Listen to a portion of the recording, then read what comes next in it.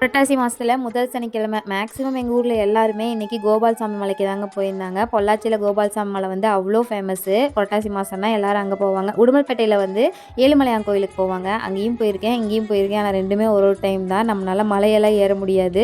அப்படியே ஏறினாலும் இப்போ ஜெய்யை தூக்கிட்டு நம்மளால் நடக்க முடியாதுன்னு சொல்லிட்டு ஆஞ்சநேயர் கோயில் தான் போயிருந்தோம் நானும் பாட்டியும். காலையிலேருந்து சரியான கூட்டமாக இருந்திருக்கும் போல். ஆனால் நாங்கள் போகும்போது பெருசாக கூட்டம் இல்லை, அளவான கூட்டம் தான். யாரெல்லாம் கோபால்சாமி மலை அப்புறம் ஆஞ்சநேயர் கோயில் போனீங்க அப்படின்னு சொல்லி மறக்காமல் கமெண்ட்ஸில் சொல்லுங்கள். நாங்கள் ஈவினிங் போனங்காட்டி பெருசாக கூட்டம் இல்லை, அதனால் ரொம்ப ரிலாக்ஸாக வந்து சாமி கும்பிட்டு வந்திருந்தோம்.